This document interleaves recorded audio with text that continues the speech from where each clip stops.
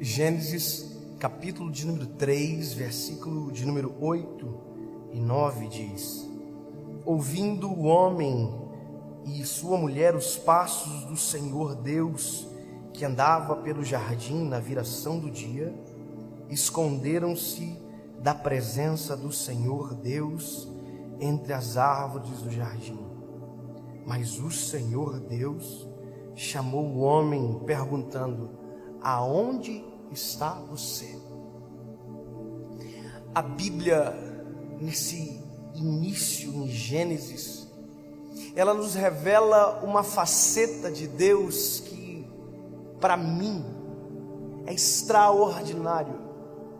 Porque quando nós falamos de intimidade, obviamente intimidade é Deus se relacionando com o homem e o homem se relacionando com Deus.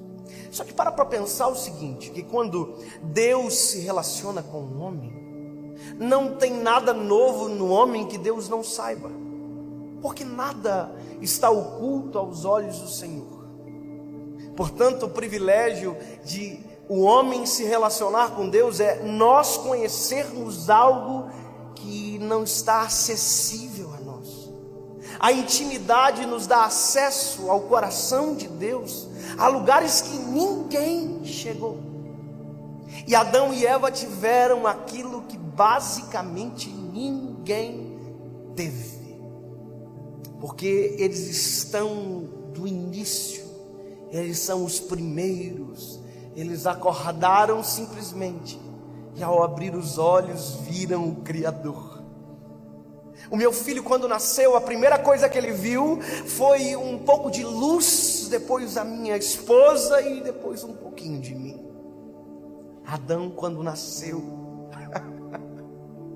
quando foi gerado e fôlego de vida através do sopro trouxe ar a ele, os olhos se abriram.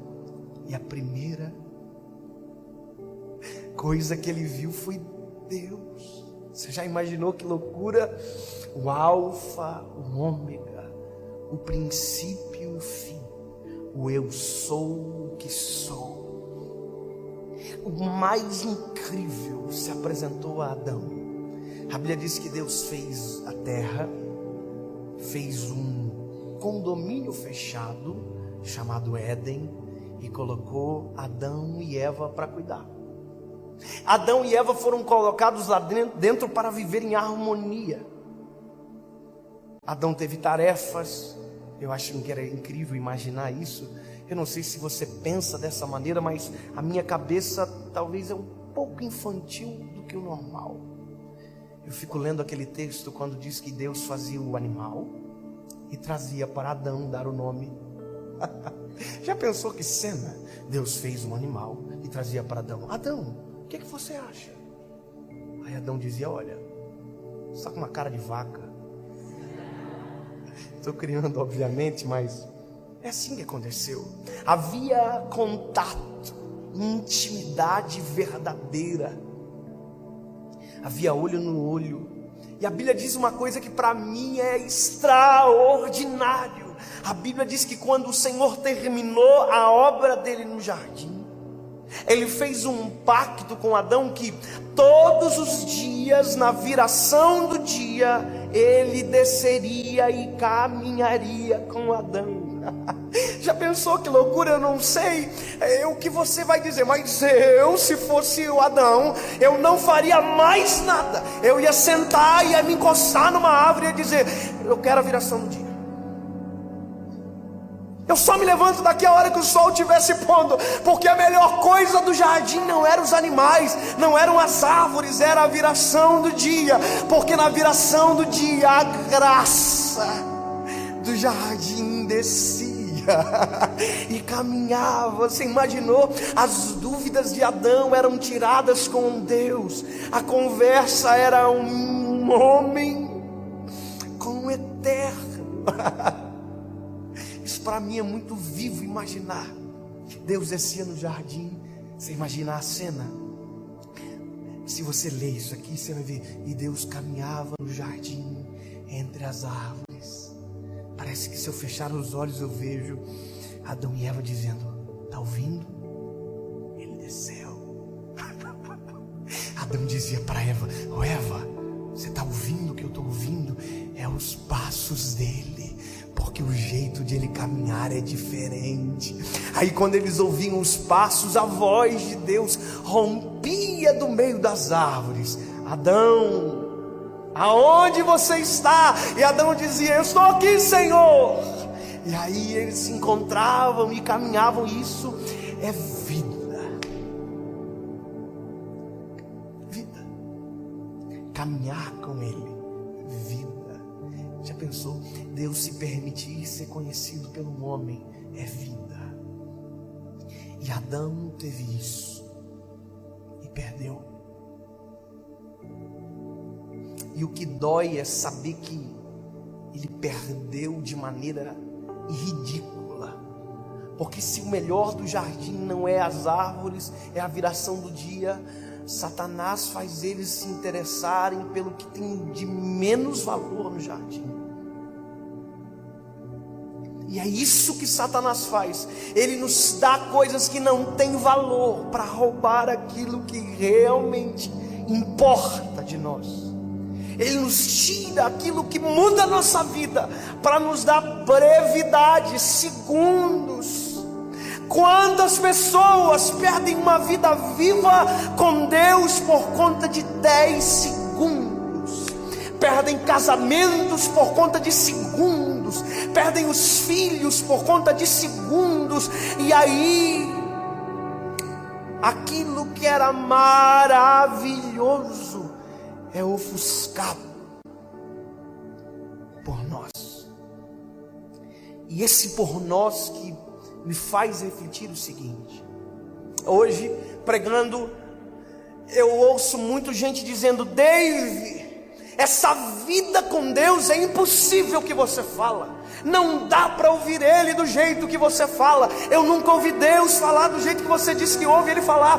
E aí a minha pergunta é: Deus, será que justamente com a minha geração o Senhor está parando de falar? Será que justamente com a minha geração o Senhor está ficando de mal? Será que justamente agora, comigo vivendo os melhores dias da minha vida, podendo pregar e falar de Ti em todos os lugares, as pessoas estão parando de ouvir? Minha pergunta é: será que Deus está de mal com a gente? Porque tanta gente reclamando. Tem gente que diz: ai, pastor, o céu é de bronze. Eu oro e Deus não me responde, não me ouve. Será? E aqui no Éden há uma resposta. Quando Adão e Eva pecam, uma barreira chamada pecado se estabelece entre eles e Deus. Mas mesmo assim, na viração do dia, como todos os dias, Ele desceu, Ele entrou no jardim, Ele caminhou entre as árvores. Só que agora não havia uma expectativa, havia um medo. Havia a gente escondida. Mas Deus não parou de descer. Deus não parou de falar. Adão e Eva, que não queriam mais ouvir. Quando eles ouvem os passos pela primeira vez, eles não correm ao encontro, eles correm para longe. Quando eles ouvem a voz, é a primeira vez que eles não dizem Senhor, mas eles dizem Deus. Um dia eu estava na faculdade, ainda na época cursava, e o meu professor nos explicou algo muito interessante: os elementos da comunicação.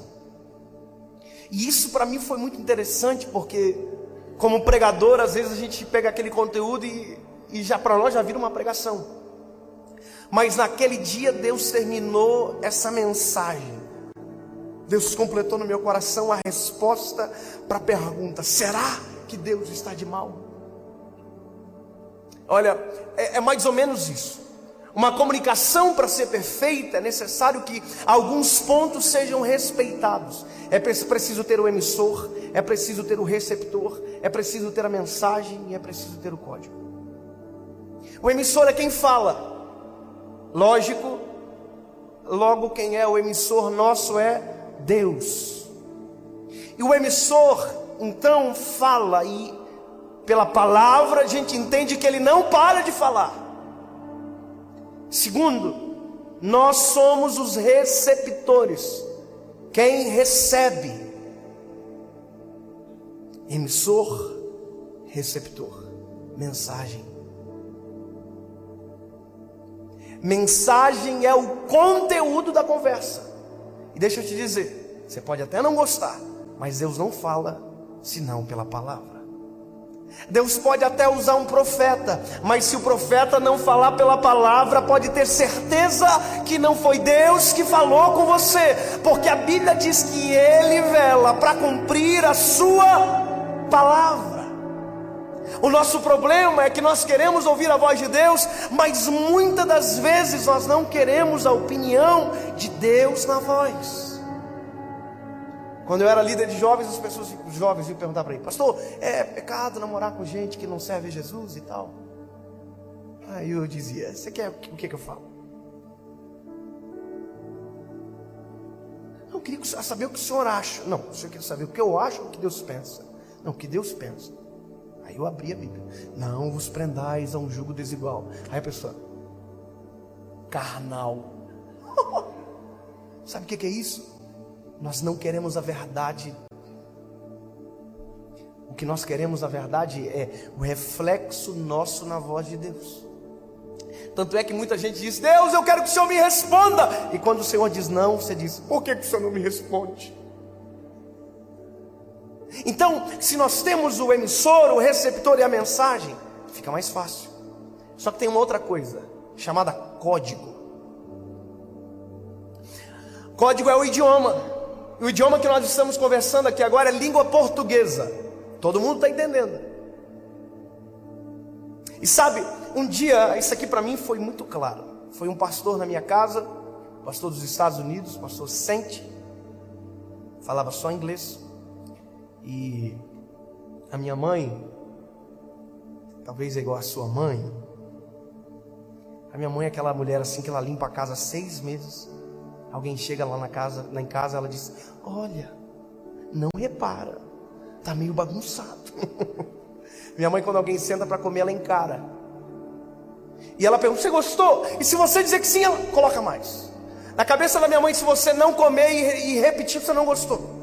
Só que naquele dia um problema se instalou na minha casa. O pastor não falava português e a minha mãe fala português, muito português. Ele chegou tomando café, minha mãe chegou: oi pastor, o senhor quer mais café?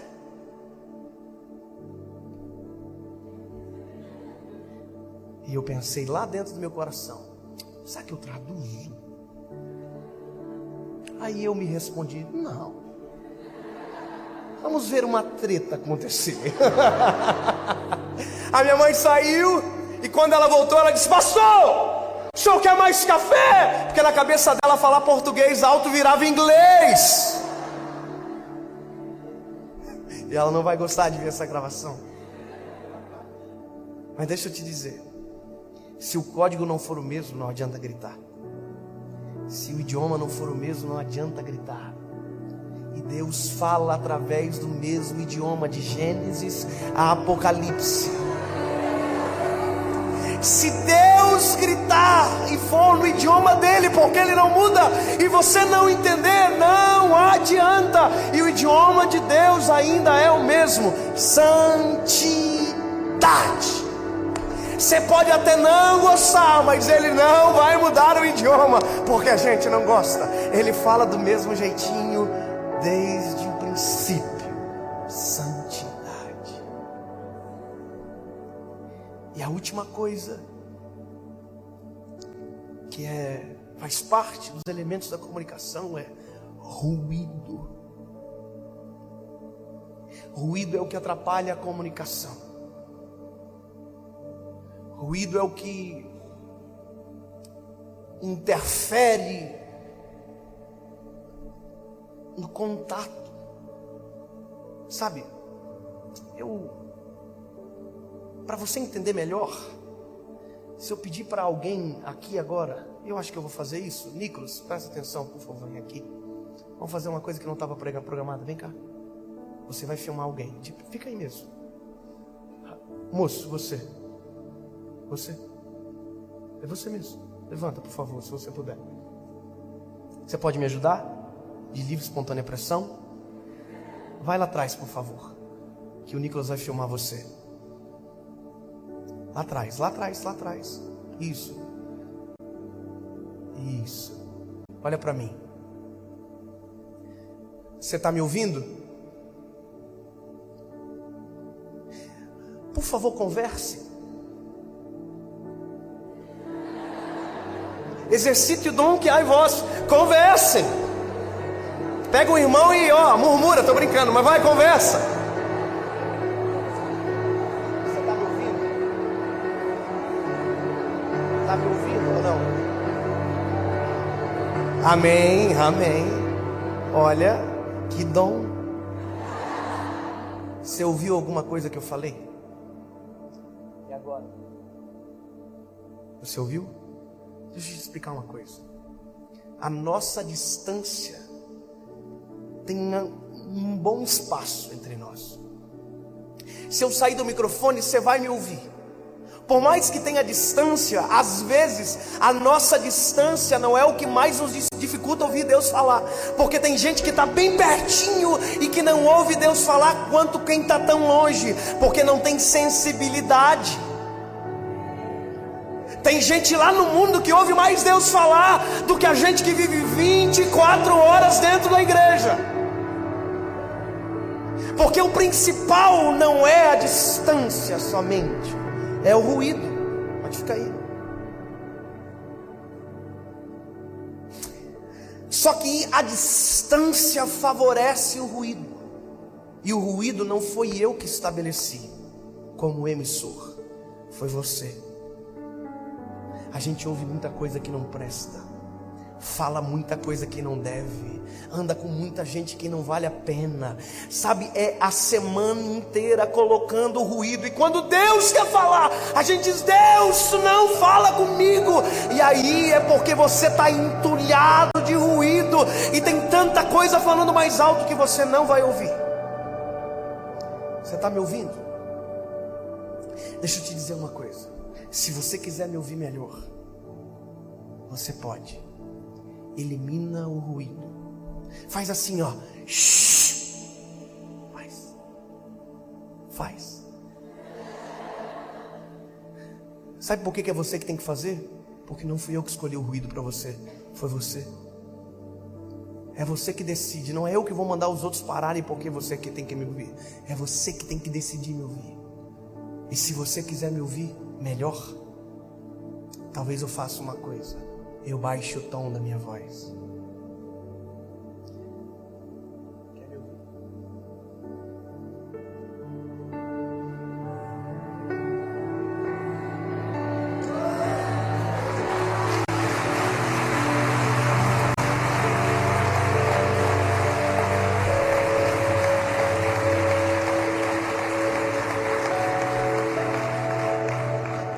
Para de reclamar.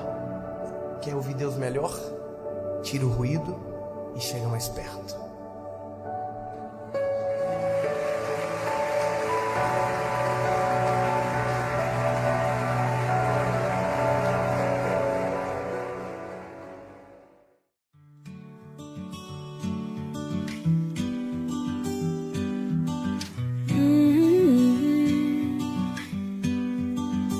Another year has come and gone, and I'm not where I long to be.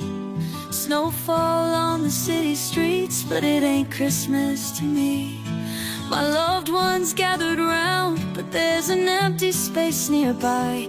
I'm 1,000 miles away, and I'm not by their side. I'm away from home for the Yuletide, missing heaps of snow and Grandma's cherry pie. I'm away from home for the Yuletide, seeking mistletoe and missing you by my side.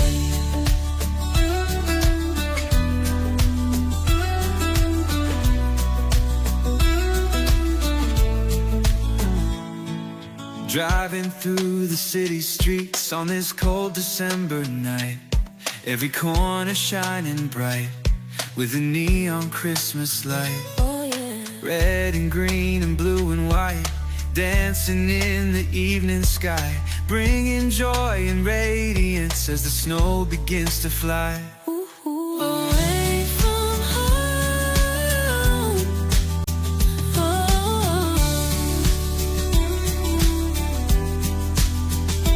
I'm away from home for the Yuletide, missing heaps of snow and Grandma's cherry pie. I'm away from home for the Yuletide, seeking mistletoe and missing you by my side. Wondering if I should have taken the last flight. The red eye from Los Angeles arrived just on time. It's 3 a.m. and I'm thinking, would my presence be a present? I hope we'll be alright. I'm away from home for the Yuletide, missing heaps of snow and Grandma's cherry pie. I'm away from home for the Yuletide,